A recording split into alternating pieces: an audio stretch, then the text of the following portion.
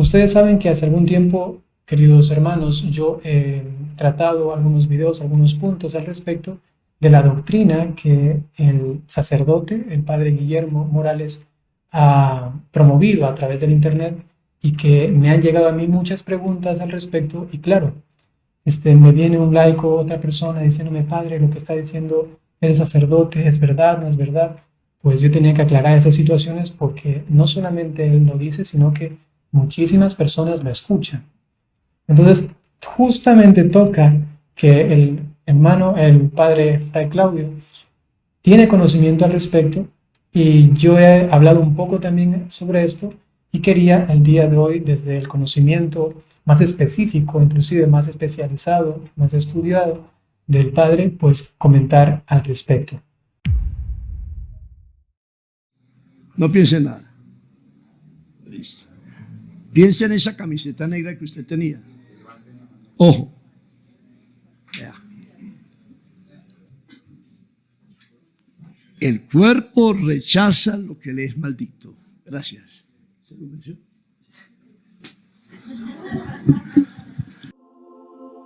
Imagínese, padre, entonces el negro está pactado, el metal está pactado, por eso ellos no usan rosarios de metal.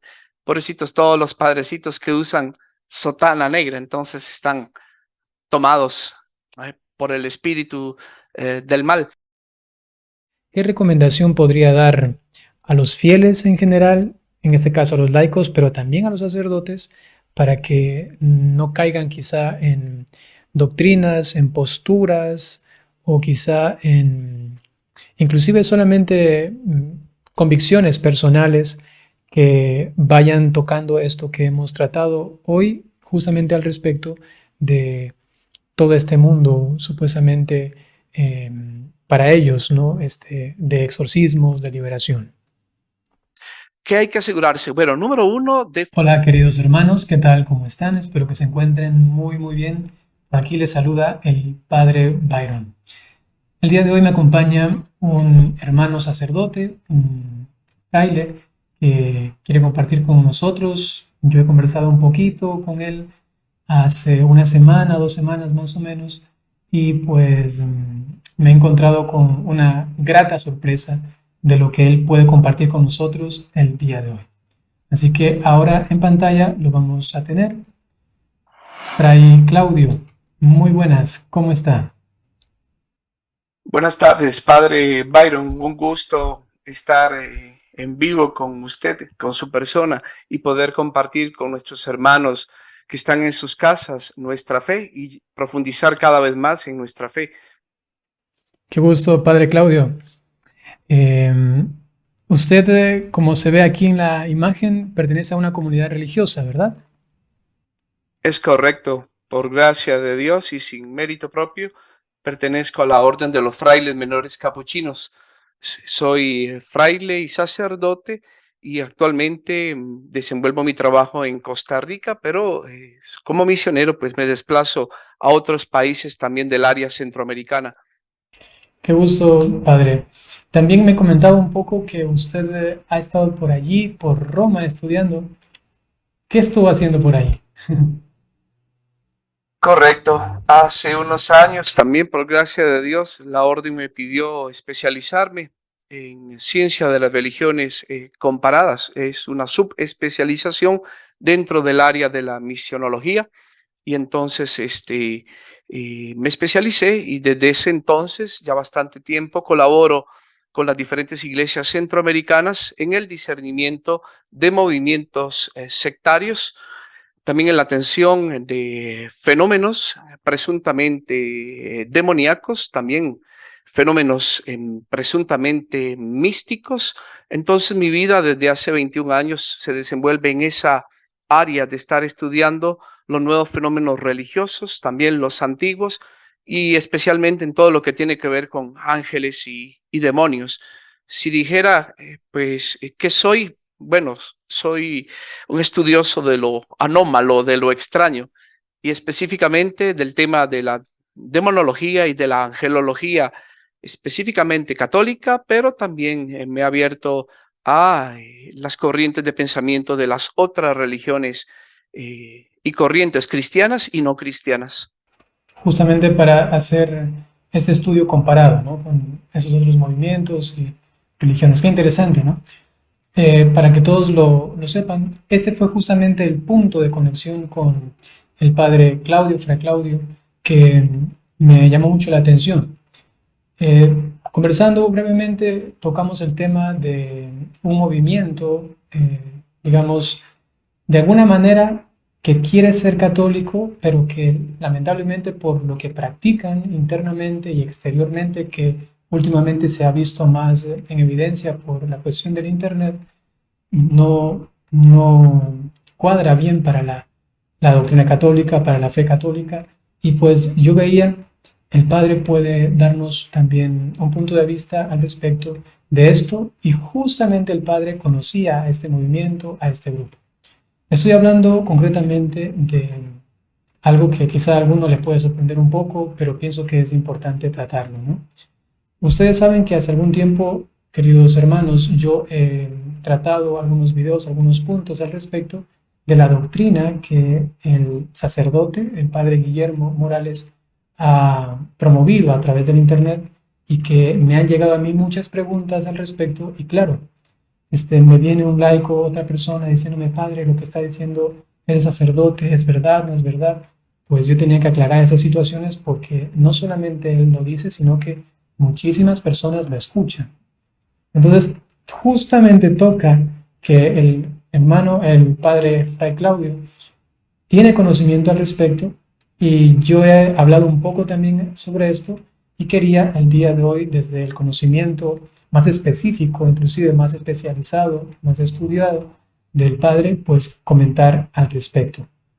Usted, padre, conoce un poco también a el padre Guillermo, también a este movimiento, digamos, religioso, que digo, se quiere meter en la iglesia o quiere ser parte de la iglesia, pero que hay algunos conflictos específicos que se ve que no cuadran para que esté en comunión con ella. Fray Claudio, ¿qué podría decirnos al respecto, quizá desde el área de la heterodoxia de este movimiento?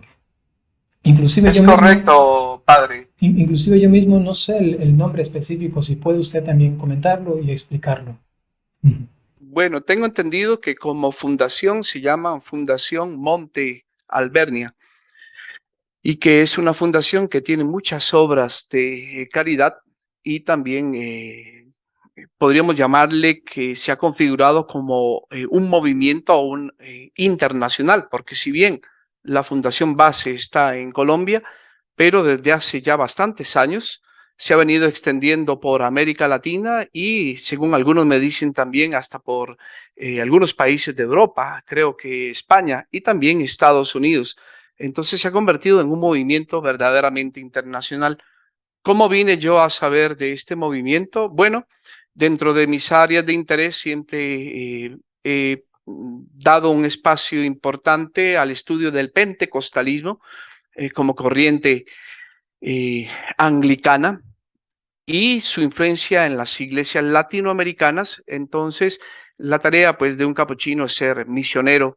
Nosotros trabajamos en Misión Adyentes y en diferentes países centroamericanos en los que he trabajado en algún momento durante pláticas informales o guía espiritual, o inclusive hasta dentro del confesionario empecé a escuchar de prácticas anómalas, ideas también desviadas, y que todas tenían un común denominador. Todas hablaban de un padre colombiano y un padre que tenía un nombre particular. Lo primero que me llamó la atención fue el segundo nombre, León, Guillermo León. Y después, lo que primero creí que era una confusión, Morales, porque al principio creí que León era un apellido. Bueno, después me di cuenta que no, que era su segundo nombre, y que todas las personas que me hablaban y que me hablaron en diferentes tiempos y países, pues confluían en este mismo movimiento. Y entonces captó mi atención de investigador de las sectas y de las religiones, y así fui como empecé a entrevistar, a poner atención. Entonces todo lo que sé, lo sé de fuentes primarias, de personas que en un momento pertenecieron al grupo y que en algún momento quisieron dar también su testimonio ante mi persona y yo empecé a coleccionar testimonios y a sistematizar doctrinas y prácticas hasta darme cuenta que verdaderamente era un movimiento que presentaba todas las trazas de lo que se podría catalogar como secta. No se puede catalogar exactamente como secta al 100% porque la secta, el último elemento es ya disgregarse, es el cisma. Pero a nivel práctico y doctrinal, ya viven separados de la recta doctrina y de la recta praxis. Entonces, obviamente no se puede hablar de lo que no se conoce. Entonces, lo primero fue estudiar el movimiento y buscar fuentes seguras, catalogar ideas, clasificar doctrinas, clasificar prácticas y luego cotejarlas a la luz del depósito de la fe. Porque como usted bien sabe, Padre, todo lo que hacemos nosotros los sacerdotes es servir al depósito de la fe, del cual no somos dueños, sino servidores. Y el depósito de la fe, para todos los hermanos que nos están viendo, si no lo recuerdan, es precisamente la conjunción de la palabra oral, la palabra escrita, lo que llamamos también Sagrada Escritura o Santa Tradición, y todo custodiado por el magisterio, que es en este sentido el guardián de la verdad.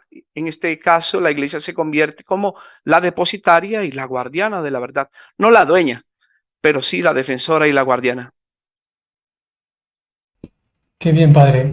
Desde su conocimiento, ¿cuáles podría mencionar que son como las doctrinas que no cuadran y que van en contra justamente de este depósito de la fe? Bueno, lo que primero podría decir que el movimiento, si usted me dijera que lo catalogara, aunque ellos se autoperciben como católicos, yo lo catalogaría como un movimiento fuertemente influenciado por el pentecostalismo. Si le diera porcentaje, le diría que es un 80% pentecostal y un 20% católico con fuerte tinte mariano. Ahora, lo que tiene es un cascarón, es lo que se llama un enmascaramiento institucional, que a veces es doctrinal y a veces es filantrópico, o sea, de obras sociales buenas, un cascarón católico, pero en el fondo, en el contenido, ya después de hacer un análisis exhaustivo, el movimiento está más cerca del pentecostalismo, que viene de línea anglicana, bautista, metodista, de tercera ola, que del catolicismo. Ahora, la iglesia latinoamericana, especialmente en muchos países centroamericanos y suramericanos, están altamente influenciados por el pentecostalismo, de tal modo que a veces ni las mismas personas católicas se dan cuenta que ya han mutado y se han hecho más pentecostales y han abandonado poco a poco el catolicismo. De hecho, estos movimientos sectarios como el pentecostalismo se presentan como un virus. Ahora que hemos tenido la experiencia del COVID, exactamente lo mismo. Es un organismo que se monta en otro ser vivo y lo usa como vehículo y lo muta y luego se multiplica, pero van saliendo subvariantes que mezclan que lo hospedó en un principio con el virus que ya ha mutado varias células. Esto como metáfora creo que nos podría hacer entender cómo funcionan estos movimientos sectarios. Entonces hay algo de catolicismo, cada vez lo van perdiendo más y hay mucho de pentecostalismo. Cuando yo analizaba un poco justamente lo que el padre mencionaba, por ejemplo, él creía algo que luego yo analizando e inclusive recordándome el nombre de tal herejía, era la apocatástasis. Encontré que dentro del lenguaje de ellos, de sus creencias, entra esto. ¿Usted también lo identificó? ¿Cómo podría también explicarlo a las personas para que lo entiendan? Definitivamente, antes de meterme en la apocatástasis, podría decir que el elemento que más los ha desviado es haber dejado la centralidad de la palabra de Dios y de la santa tradición y del magisterio y haber puesto en su lugar el tema de las revelaciones privadas. Entonces es a partir de las revelaciones privadas que el Padre y sus colaboradores han tenido, que han venido construyendo lo que se llamaría un cuerpo doctrinal heterodoxo, es decir, lejos de la recta doctrina. Y dentro de esa desviación, pues obviamente el núcleo, yo también lo detecté, es la apocatástasis. ¿Qué es la apocatástasis? Bueno, apocatástasis es una palabra antigua griega que viene de apo, katá y el verbo isteimi. Vendría de la palabra y del verbo kataestizo, que vendría a significar restauración o hacer que algo vuelva al estatuto ontológico original que tenía. Esto en términos prácticos significa, y es una doctrina que fue condenada allá por el año 150 de Orígenes y sus discípulos, que predicaban que la misericordia de Dios es tan grande que al final de los tiempos iba a hacer retornar al estado original a las almas de los seres humanos condenados y también a los demonios, es decir, una redención y una misericordia total, a tal punto que la apocatástasis pues prácticamente vacía el infierno y deja el infierno vacío. Es, diríamos, una misericordia de manga ancha, donde Dios perdona a todos. Esto fue condenado. Entonces es doctrina fijada y vinculante, y el que predique y crea en la apocatástasis, pues ya está en herejía. Esto hay que tenerlo bien claro, no es algo opinable porque ya es doctrina fijada y vinculante. Sí, entiendo.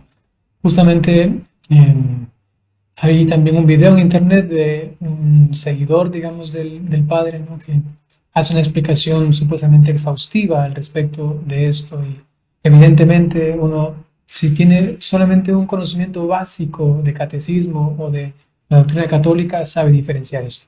Sin embargo, digo, hay quienes al escuchar esto como que sienten una buena nueva, como que sienten algo revelado, nuevo, novedoso, y dicen, ah, justamente eso yo estaba buscando, una misericordia que anula el infierno prácticamente, y entonces son los que lamentablemente se unen a esta forma de pensar o que están al tanto de los videos, lo que se publica. Entonces es importante, queridos hermanos, que ustedes también conozcan al respecto y que si bien es cierto, los sacerdotes católicos predicamos lo que se encuentra en el depósito de la fe, siempre que ustedes escuchen que un sacerdote está suspendido, por algo debe ser, por algo debe ser. Y también yo recuerdo que antes de hablar del padre Guillermo, yo me cercioré directamente con la diócesis a la que él perteneció o a la que pertenece de alguna manera, pero que me dijeron que está hasta la actualidad suspendido y que no tienen ninguna especie de trato con él directamente. Más bien solamente sabían que hacía una especie de labor y no más. Entonces, digo, es importante, queridos hermanos, también diferenciar esto.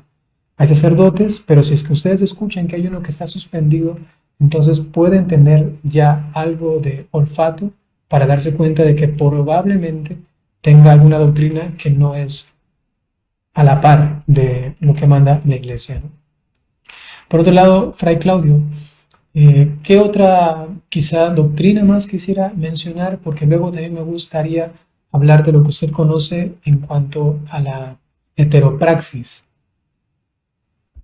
Es correcto. Bueno, quizás comentar un poquito más. La doctrina de la apocatástasis se basa también en una explicación, se llama ontológica y epistemológica, que habría que entender. ¿Por qué un ángel que se ha negado no puede ser redimido? Pues simplemente porque los ángeles tienen conocimiento directo de Dios, ¿verdad? Su naturaleza de conocimiento es superior a la nuestra. Entonces ellos conocen por especies inteligibles, así se llama en la teología de los ángeles. Entonces cuando ellos deciden de forma tácita e irreversible. Entonces cuando Satanás y sus ángeles dijeron non serviam, no había duda, porque su conocimiento era perfecto, su intención era perfecta, su voluntad perfecta, entonces no hay marcha atrás. Ahora, ¿por qué un ser humano sí se puede arrepentir? Bueno, se puede arrepentir en vida, porque nuestro conocimiento es falible. Nosotros tenemos muy pocos elementos para entender las cosas. nos equivocamos. Para muestra un botón, estos hermanos viven equivocados. Por cierto, aprovecho para decir que aquí no vamos a caer en falacia ad hominem, no estamos atacando a personas. En Cristo amamos a todos los hermanos que pertenecen a la Fundación Monte Alvernia, pero lo que estamos atacando son sus ideas torcidas y también sus prácticas torcidas. Y también esto es solo una crítica intelectual porque no nos corresponde a nosotros el pastoreo y la sanción de los miembros de esta fundación, sino que le corresponderá a los obispos de Colombia, que son los que tienen la cura de ánimas. Entonces, un ser humano se puede arrepentir durante su vida, pero una vez muerto se cierra su kairos y ya las posibilidades de arrepentimiento ultratumba, es decir, después de la muerte, están también cerradas. Entonces, tanto para ángeles condenados como para seres humanos condenados, ya no hay posibilidad de arrepentimiento. El arrepentimiento es en vida y por eso también el poder que recibió la iglesia, que también lo dice uno de los concilios, es terreno. El poder de atar y desatar es en esta tierra, no es ultraterreno. Entonces los sacerdotes podemos absolver únicamente pecados de seres humanos vivos. No tenemos el poder de absolver almas de difuntos. ¿Por qué menciono esto? Porque esta idea de la apocatástasis se soporta también en una torcedura práctica de la fundación. El Padre cree haber recibido un carisma de Dios para absolver almas de difuntos condenados.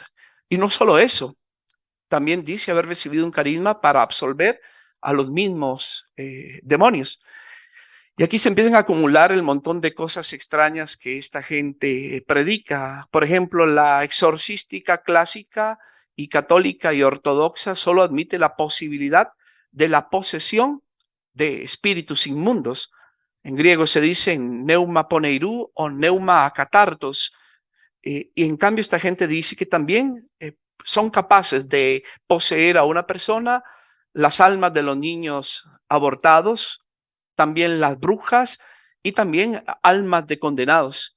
Entonces ahí empieza toda una desviación porque en medio de las prácticas exorcísticas que hacen, y por cierto que las hacen inmoral, ilegal e ilícitamente, porque en la doctrina católica, según el Código de Derecho Canónico, solo un sacerdote con licencia explícita puede hacer exorcismos, pero en toda esta exuberancia y poniéndole mucha atención al demonio y haciéndole muchas preguntas al demonio, han empezado a construir toda una forma particular y única, según ellos, de expulsar a los demonios. Aquí viene algo de lo más particular. Yo no sé si quiere que entremos en el pormenor. Acuérdense que estos grupos no son articulados. Somos nosotros los estudiosos los que sistematizamos las creencias, las prácticas, las ordenamos y les ponemos nombres.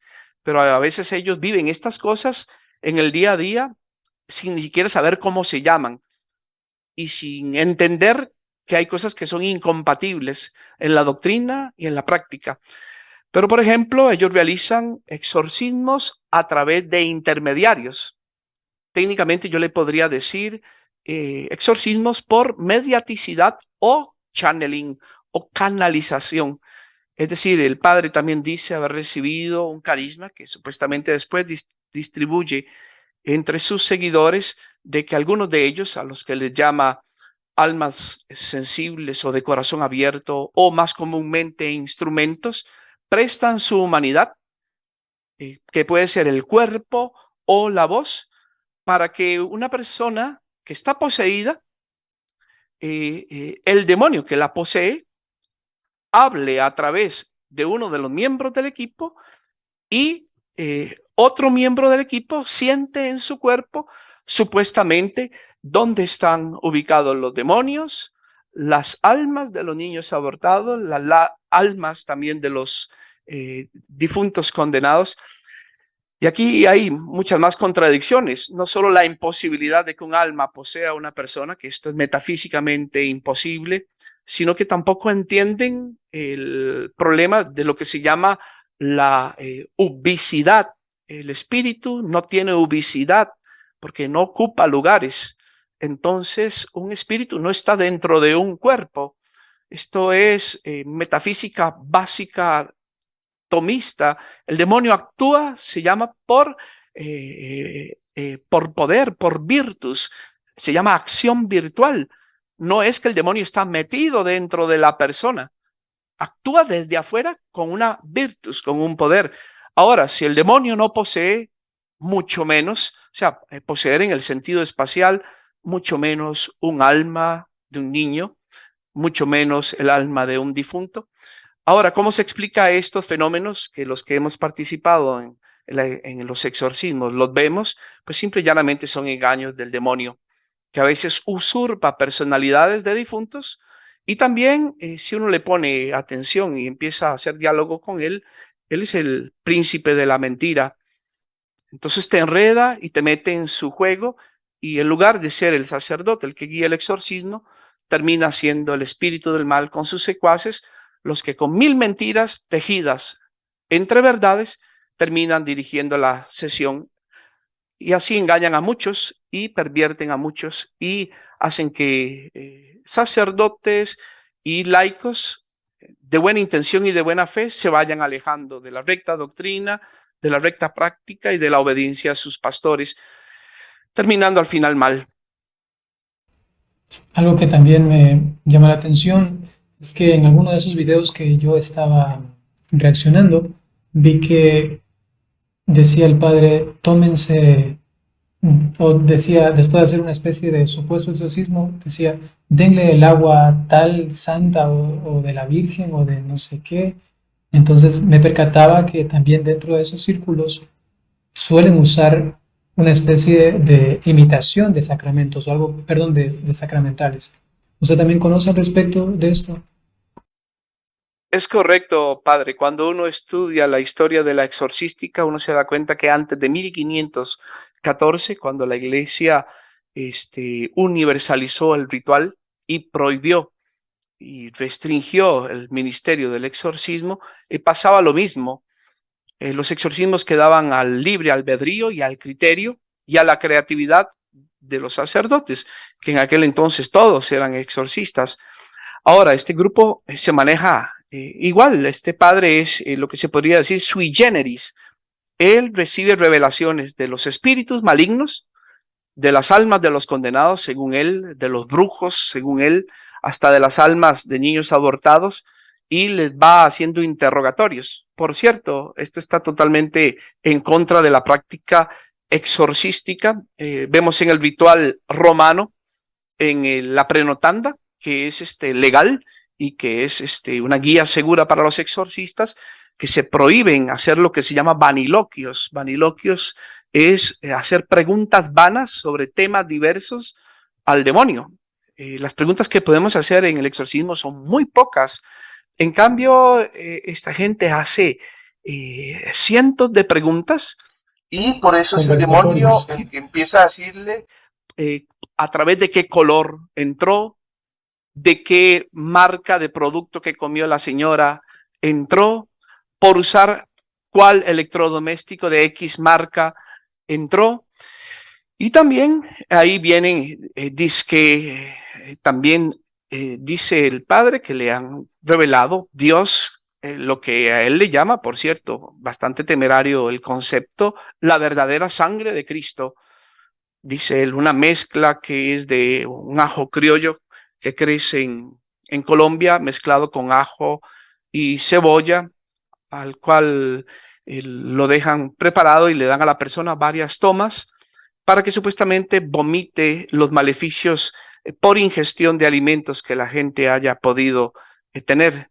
Y ahora es un grupo que crece constantemente en prácticas anómalas y en doctrinas anómalas porque, como le digo, tiene un énfasis puesto muy fuerte sobre el tema de la revelación privada. Entonces, cada sesión de oración, de liberación o de exorcismos que hacen y cada diálogo que tienen con el demonio acrecientan más la lista de cosas que supuestamente están pactadas, que son nocivas y que la gente tiene que dejar.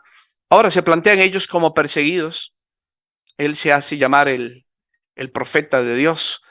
Algunos le dicen el Padre Pío de Colombia. Bueno, la misma página lo denomina la voz del profeta, ¿verdad? Y los que lo siguen creen que es un santo viviente y que ahora aquí viene el asunto más sectario. Todo esto lo hacen a escondidas de la iglesia, en desobediencia con la iglesia, porque tienen dos formas de acción, una ad extra ante la gente que es bastante ordinaria, diríamos de corte pentecostal, pero nada tan extraño que pueda llamar la atención. Y hay otra parte de la acción que es tras bambalinas, que son solo con grupos selectos, donde ya empiezan con todo este montón de florituras. Ahora, a mí también, padre, me ha llamado mucho la atención que en los últimos meses se hayan filtrado tantos videos que incriminan directamente al padre y a sus prácticas y a sus doctrinas, porque los videos ahora sí son lo que se llama evidencias contundentes de la desviación doctrinal y de la desviación práctica que esta gente tiene. Aunque el hermano del video que usted el otro día criticó, dijo que sus ideas no representan al padre Guillermo, yo puedo decir que sí los representan, porque conozco el proceder del movimiento en todos los países centroamericanos y la doctrina que siguen, entre comillas, porque no es doctrina, es unánime y es lo mismo que este muchacho Francisco defiende en sus videos. Excelente, padre, explicación. Lo entendemos muy bien. A mí también me queda más claro al respecto de lo que yo había como investigado o había conocido solamente con base a esos videos. Justamente, ya que usted menciona estos videos que están ahora en internet, les invito a todos, queridos hermanos, juntamente con nosotros, a mirar uno de ellos que recientemente ha sido publicado para que también el padre Fray Claudio pueda decirnos algo al respecto, porque es un video muy llamativo, es un video que inclusive tiene un título que a cualquiera va a sorprender, ¿no? Y el padre también ya mencionaba, Fray Claudio, al respecto de contaminaciones o inclusive posesiones derivadas de electrodomésticos, en este caso de un teléfono celular o de una línea, una marca de teléfonos que él sataniza, que son justamente de la marca Apple, ¿no? De la manzanita. Voy a poner aquí entonces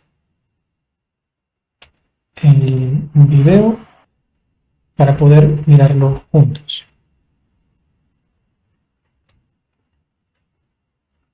El título es Apple es de Satanás. Con iPhone 14, prueba en vivo y testimonio. El padre va a probar que iPhone es de Satanás.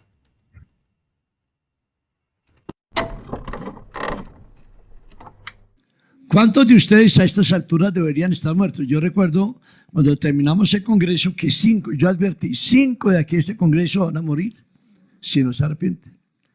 Providencialmente, los 5 llegaron entre lunes y miércoles más o menos, llegaron a la fundación.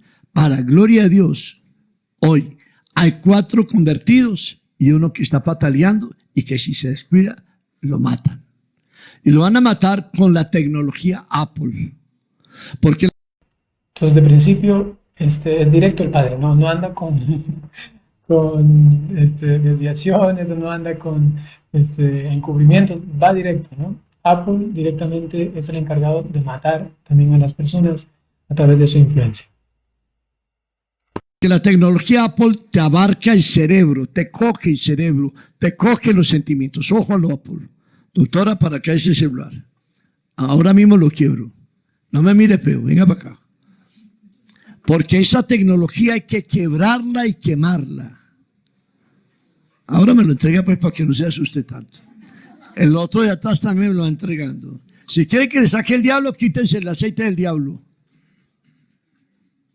Yo recuerdo, y aquí hay gente que es testiga, en el año 2020, cuando nosotros empezamos a romper los pactos de la tecnología Apple, una médico que ahora es religiosa de claustro, era una médico especialista, doctora en un montón de cosas, y entregó 2 Mac de más de 15 millones en el año 2020. 2 Mac. Paralelamente, cuando estamos haciendo el ejercicio de romper esa, espiritualmente lo que se ligaba a la persona, a la doctora le dio un infarto. ¿Qué dijo la bestia? Durante mucho tiempo le serví para darle inteligencia. Y dice Maitreya, la inteligencia hoy es artificial. La inteligencia humana se acabó porque yo la pongo en la tecnología. Y es verdad. Hay una manera muy sencilla de mostrar lo malo. Bueno, en la primera parte de este video, entonces, lo que hace el padre es explicar, y con base a un testimonio, ¿no?, de que realmente la tecnología Apple está maldita o que el demonio se vale de ella para dañar a las personas. Inclusive habla de un infarto allí, ¿no? Padre, de principio, quizá quisiera hacer algún comentario, porque en este momento ya va a hacer la prueba con... Sí, yo quisiera ya leyendo entre líneas, aquí ya tenemos elementos pentecostales de lo que se llama la tercera ola pentecostal, o mejor dicho, neopentecostal, y concretamente del movimiento que se llama combate espiritual. Tal vez hacer una introducción rápida de qué es el pentecostalismo. El pentecostalismo es un movimiento que diríamos entre comillas evangélico, que nació de la línea de los anglicanos, del rey Enrique VIII, allá en el siglo XVI en Inglaterra, de la cual con el tiempo se desprendieron 2 movimientos que son importantísimos, que son los metodistas y los bautistas, de los cuales nacieron 2 pastores, que son William Seymour y Charles Fox Parham, que en el año 1902 en Estados Unidos, ya habiendo fundado Estados Unidos, fundaron lo que se llama el avivamiento de Azusa Street, y ahí nació lo que se llama el pentecostalismo clásico de primera ola. Tenemos una segunda ola, que es la de los años 60, que es donde crecieron tanto y se hicieron tan famosos que en reuniones ecuménicas empezaron a reunirse pentecostales, anglicanos y católicos, y así nació por influencia pentecostal la renovación carismática católica, y ahí entró el pentecostalismo en la Iglesia Católica por la segunda ola. A la tercera se le llama a la que empezó en el año 1982, especialmente con Peter Wagner y Ed Wagner y otros expositores, se llaman neopentecostales porque ellos ya van hablando, no como los clásicos, de un segundo bautismo en el Espíritu, sino ya hablan de un tercer bautismo en el Espíritu, que dicen ellos que es para el crecimiento. En fin, no me voy a meter en teología, pero dentro de las prácticas que ellos hacen y ponen todo el énfasis en el combate espiritual y basan toda su acción en un concepto que se llama transmigración de espíritus. Ellos creen que los espíritus se pasan por generaciones, por lugares o por objetos. Entonces aquí hay una idea clásica del pentecostalismo de tercera ola. Un elemento material supuestamente y presuntamente pactado, que si yo lo compro me causa algún grado de disturbio preternatural. Entonces, hay otra idea que subyace, que es obviamente lo que se llaman los derechos legales del demonio, que yo a través de actos concretos le doy potestades al demonio y que el demonio toma potestad sobre mí, en este caso con una acción de compra, porque según parece, basta con tener uno de estos teléfonos de la manzanita para ya quedar poseído. Esto es algo novedoso. Entonces, aquí ya yo veo ideas pues que son de corte pentecostal, y obviamente he notado con el tiempo que también hay otra idea que subyace y que se ve en este video, que son los derechos supuestamente legales que la persona concede al demonio a través de actos concretos, que va desde un pecado, un asesinato, pero parece también que en este caso hasta por un acto de compra, porque parece ser que basta con tener un teléfono de estos y ya yo quedo preternaturalmente afectado.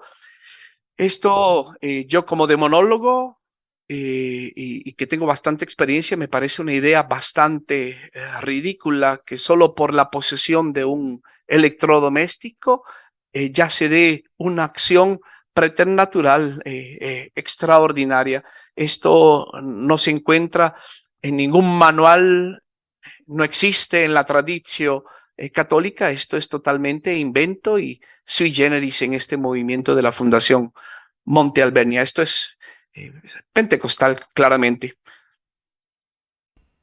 Muy bien, continuamos viendo el video. De un elemento externo. Venga, Juan Pablo. Le voy a demostrar a usted cómo es de mala la tecnología. Venga por acá. Muéstreme su mano izquierda así. Para acá, míreme para acá. No piense en nada. Yo voy a medir qué tanto es este muchacho. No piense en nada. Nada, nada. No lo deje abrir. No lo deje abrir. Piense en una botella de aguardiente. ¿Sí? Listo, piénsela. Cierre los ojos. Piense en eso. Mire cómo se abre. O sea, básicamente, cuando piensa en algo malo, él puede abrir el círculo que hace este muchacho con sus dedos. Hasta ahí es la explicación. Veamos cómo continúa. No lo deje abrir. A ver, vamos. Este es menos malo. Pensemos, ¿quién tiene un Apple? Tráigalo, préstelo. Si sale malo, se lo quiebro ahora mismo, tranquila. Este es la primer toque, porque es el toque del bolsillo, se llama esto. Este es Apple. Yo quisiera mencionar solamente una cosa ahí. Si es que el padre realmente, o sea, si él realmente creyese que esto es algo satánico, que eso es algo que causa tanto daño, ¿no? No pienso que haría bromas tales, ¿no? Sino que debería tener una real, inclusive como conciencia de que lo que está haciendo y tratando, pues, implicaría un perjuicio tan grande para la persona que inclusive él habla de muerte, ¿no? Entonces, inclusive banalizar su propia doctrina, ¿no? Solo podría hacerlo el que la crea, ¿no? Qué cosa tan... Así es, padre. Esto para mí es bastante, diría, ridículo, porque medir un supuesto objeto que técnicamente, si usamos el lenguaje de la iglesia, tendría que estar infestado y que yo lo mido en su grado de infestación por esa prueba, por cierto, se parece a algo que hacían en los años 90 algunas corrientes de la nueva era, cuando se usaba la práctica de lo que llamaban la orinoterapia y que pedían a las personas que se hicieran vegetarianas y que solo tomaran líquidos y hasta su propia orina, donde hacían una prueba similar, cogían plantas y se las iban poniendo en la palma a la persona y le hacían esa prueba de los dedos, y si los dedos se abrían o no se abrían, no recuerdo bien, la persona era compatible o no con esa planta y eso sí lo podía o no lo podía tomar. Entonces esto es un elemento obviamente de la nueva era y pagano que está metiendo. Ahora, obviamente, si existiera tal medición de un elemento material que está infestado, entonces involucra a dos personas, al que tiene el teléfono, pero también al que abre los dedos. Y había interacción de dos sujetos y supondría carismas. Y la iglesia es clara, y hasta lo dice la misma Asociación Internacional de Exorcismos, de Exorcistas. No se pueden usar carismáticos durante el quehacer exorcístico, ni en el discernimiento, ni en la terapia, ni tampoco en el acompañamiento final, porque esto sería inmoral. Esto lo dice en el Directorio para Exorcistas, en el 140 y en el 185 del Directorio de la AE, de la Asociación Internacional de Exorcistas. ¿Por qué?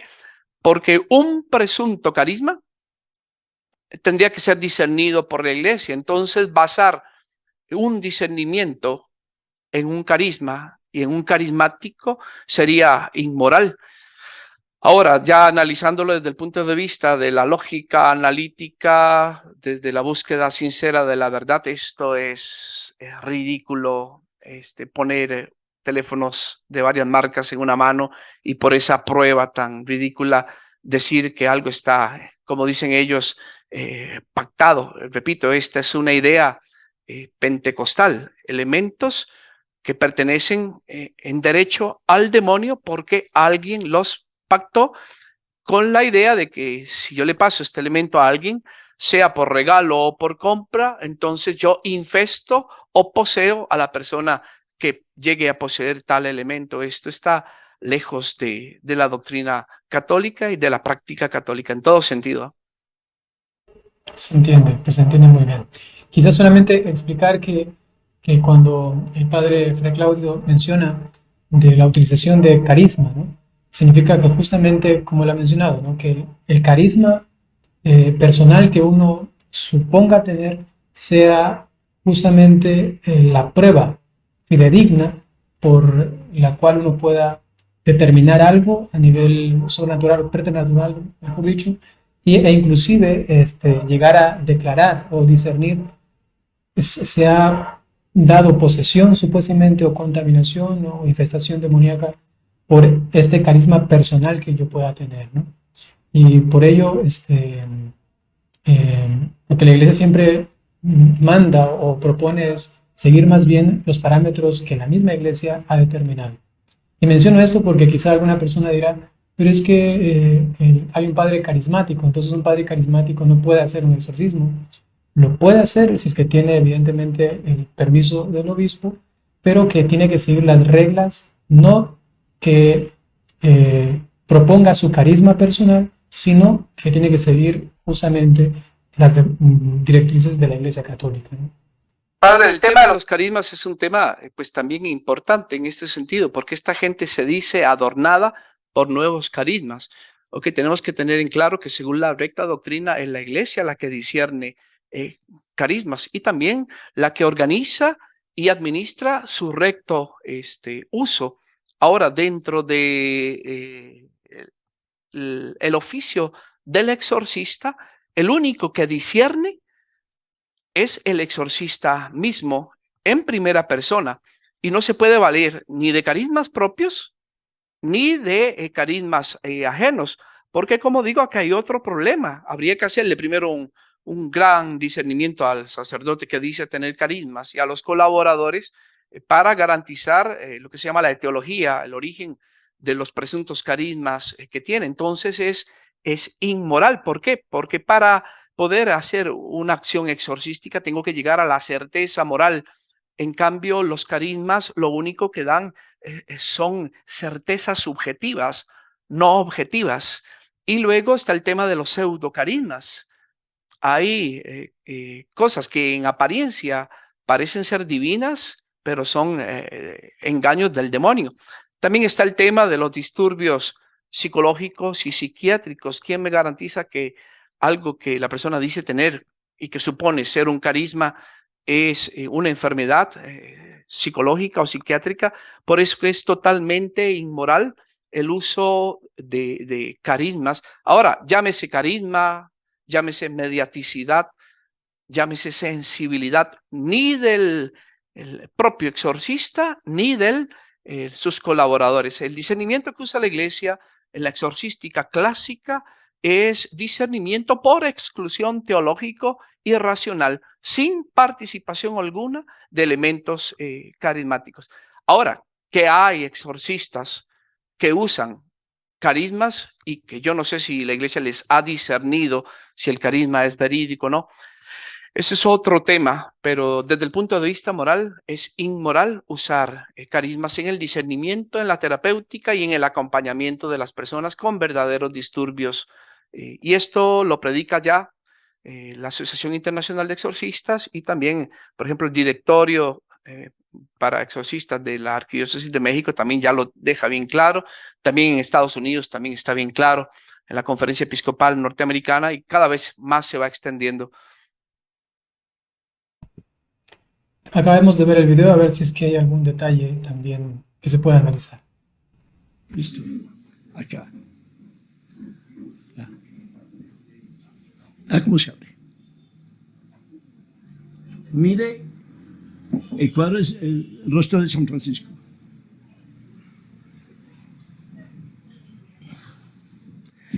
cuerpo es templo del Espíritu Santo.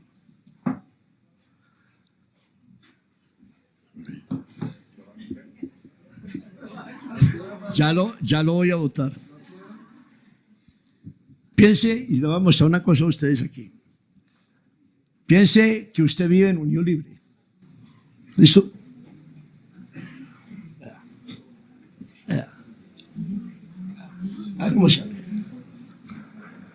El propio cuerpo rechaza lo que le es nocivo, maldito, perjudicial para su propio cuerpo.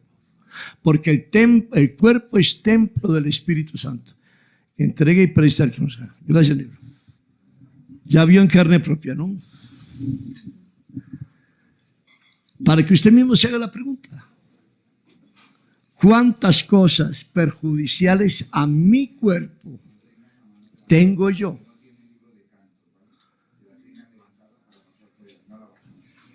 Venga, le muestro una cosa. Le voy a demostrar cómo es de mala la ropa negra. Así. No piense en nada. Listo. Piense en esa camiseta negra que usted tenía. Ojo. Vea. El cuerpo rechaza lo que le es maldito. Gracias. ¿Se lo mencionó?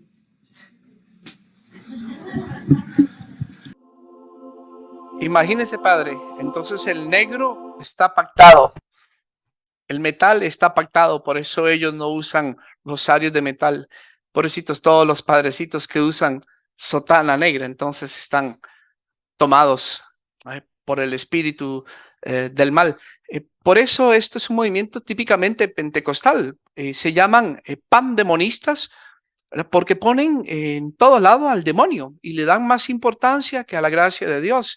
Entonces hay lugares que están, como dicen ellos, con fortalezas y hay que derribar fortalezas.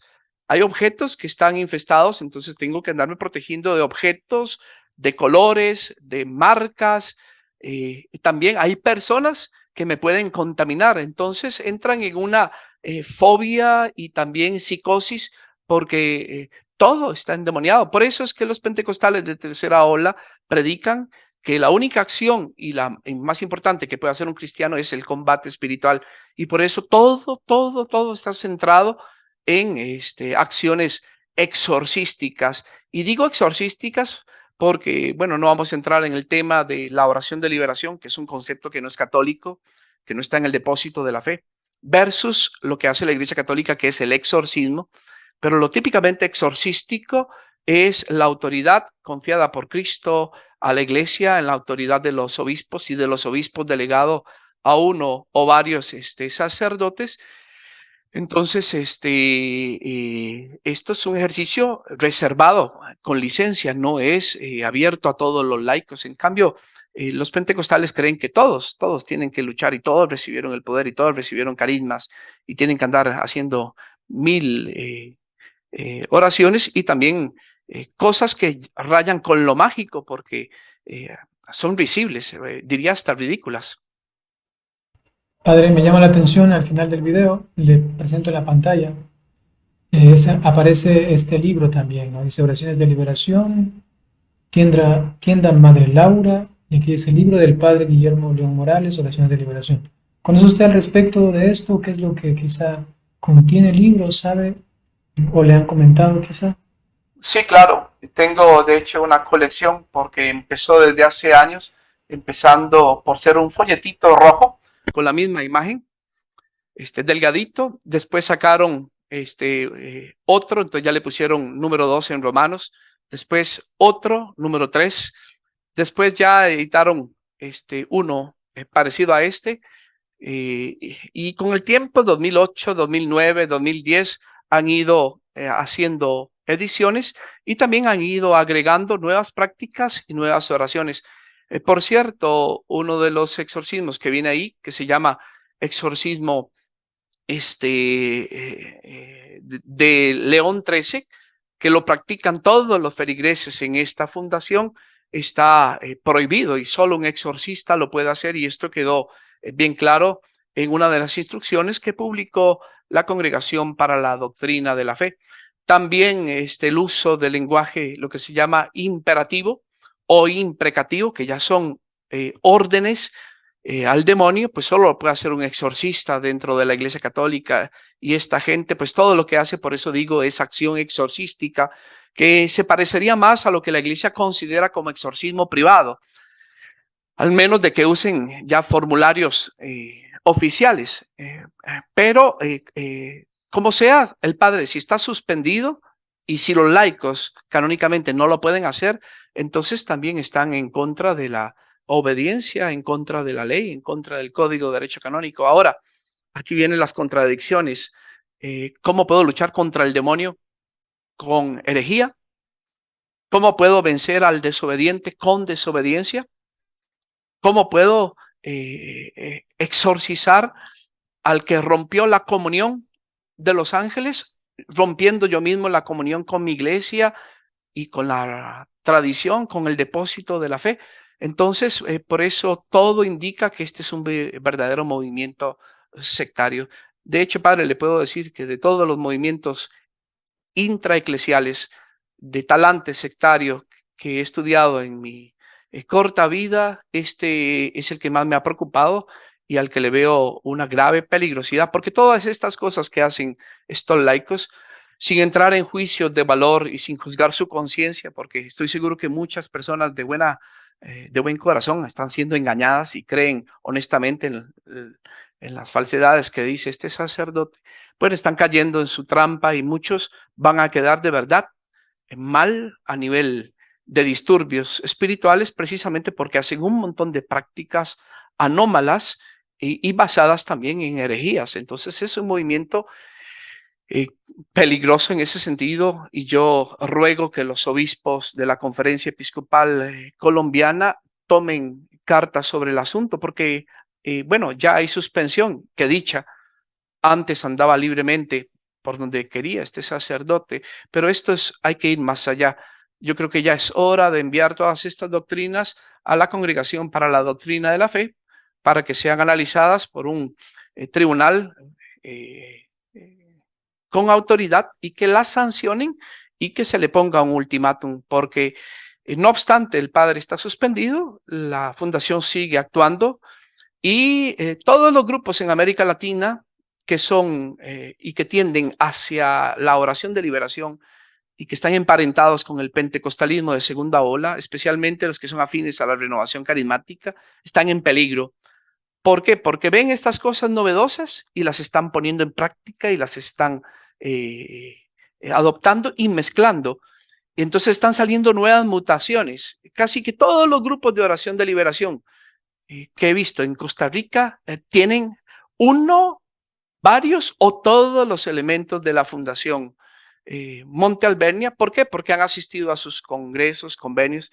Y quiero hablar de que también hay religiosas involucradas, sacerdotes diocesanos también que se han metido a aprender este tipo de acciones y las hacen a escondidas de sus obispos y también tienen seminaristas y los infiltran en las diferentes diócesis y seminarios y son fieles al padre. O sea, como le digo, tienen un verdadero comportamiento sectario que la iglesia debería de atender y de sancionar, ¿verdad? Muchas gracias, padre, por compartir esto. Realmente es muy valioso. En cuanto quizá a una tercera, última parte de este encuentro, que ha sido realmente muy beneficioso, también sé que las personas que están hasta aquí escuchando lo sienten así. Padre, ya que ha mencionado, por ejemplo, a la renovación carismática o a aquellos que son más de talante carismático dentro de la Iglesia Católica, ¿qué recomendación podría dar a los fieles en general, en este caso a los laicos, pero también a los sacerdotes, para que no caigan quizá en doctrinas, en posturas o quizá en inclusive solamente convicciones personales que vayan tocando esto que hemos tratado hoy justamente al respecto de todo este mundo supuestamente para ellos, ¿no? De exorcismos, de liberación?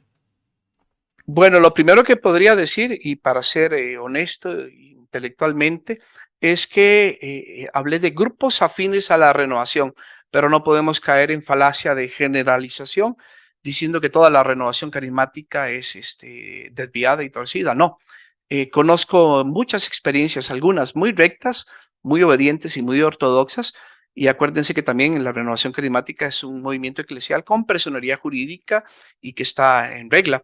Ahora, pero dentro de la renovación hay algunos grupos que están más acorde con el depósito de la fe, otros que están más lejos. Entonces, ¿qué hay que asegurarse? Bueno, número uno, de formación católica y que sea dentro del depósito de la fe. Y aquí ya empezamos con el primer problema. Hasta hace pocos años empezó a haber formación seria para exorcistas. No hay casi literatura sobre exorcística católica en español. Entonces, aquí empezó el problema. ¿Qué hicieron muchos católicos, laicos y sacerdotes? Empezaron a leer libros pentecostales de tercera ola.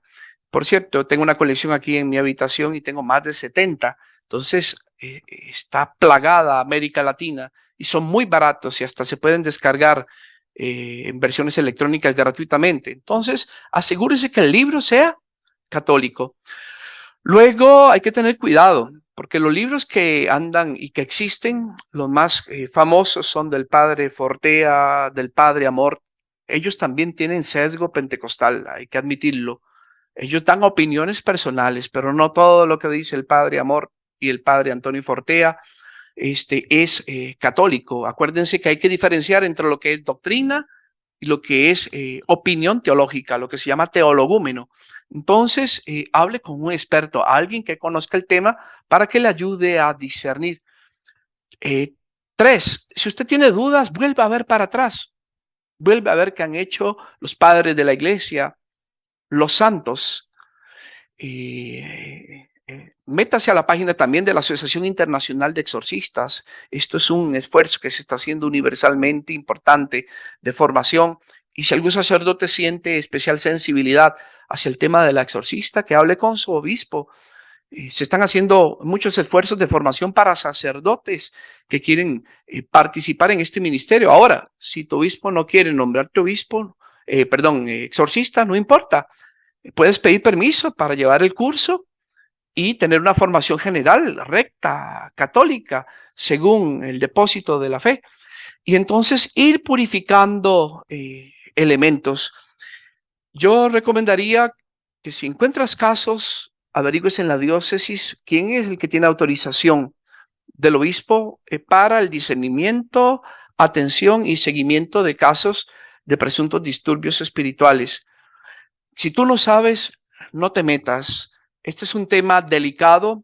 Hay que estar científicamente preparado, teológicamente preparado, porque el primer afectado puede ser tú mismo, sea laico o sea sacerdote. Yo no sé por qué desde los años 70, con la película El Exorcista, muchas personas vieron algo agradable y bonito meterse en este campo. Los que estamos metidos, yo le puedo decir, no hay ningún sacerdote que esté cuerdo que pueda decir que es bonito y que quiere estar en este ministerio. Lo hacemos por servicio de caridad, pero es un ministerio terrible, peligroso. Es quizás el área de confín y la primera línea de batalla y presenta muchos peligros.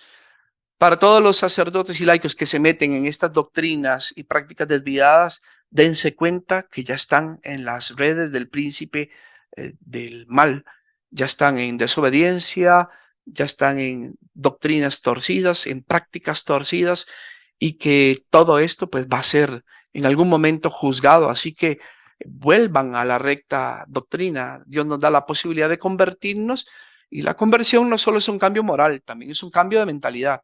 Eso es lo que significa metanoia, metanús, cambiar la mente. Y para cambiar la mente, busca solo fuentes fidedignas.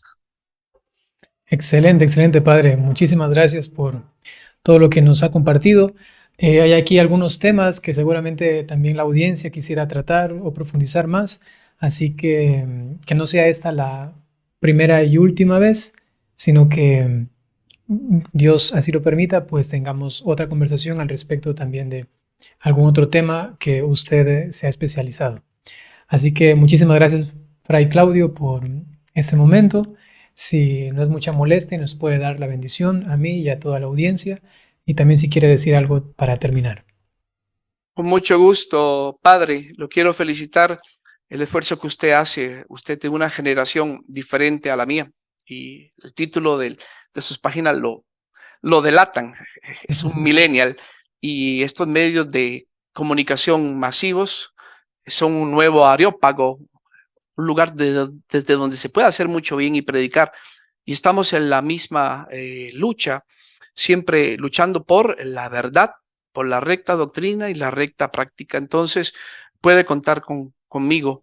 Este movimiento y el pentecostalismo y la exorcística es solo una de las áreas en las que me he metido, pero mi conocimiento va más allá de la nueva era, de la santería, etcétera.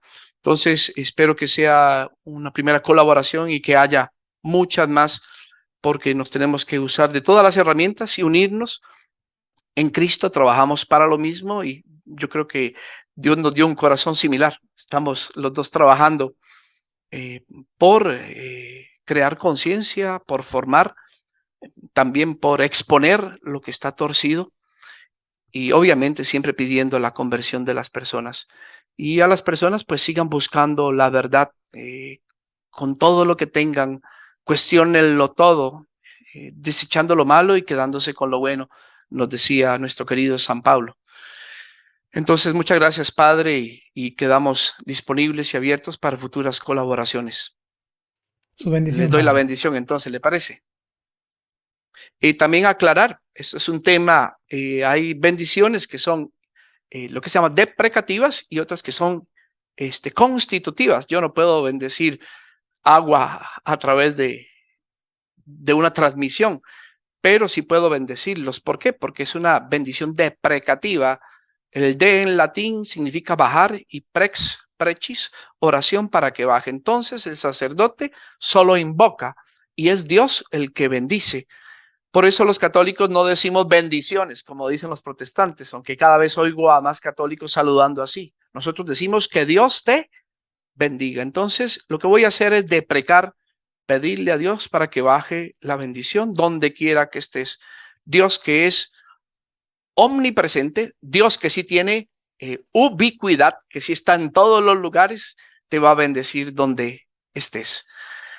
Inclinen su rostro para recibir la bendición. Que el Señor esté con ustedes. Y Que el con tu Señor los espíritu. bendiga y los guarde. Haga brillar su rostro sobre ustedes y les conceda su favor. Tenga misericordia de ustedes y les conceda la paz. Y la bendición de Dios Todopoderoso, Padre, Hijo y Espíritu Santo, descienda sobre ustedes y los acompañe siempre. Amén. Muchas gracias, Padre. Fray Claudio, un gusto muy grande a ustedes, hermanos. Hasta pronto. La verdad nos hará libres. Ánimo, hermanos.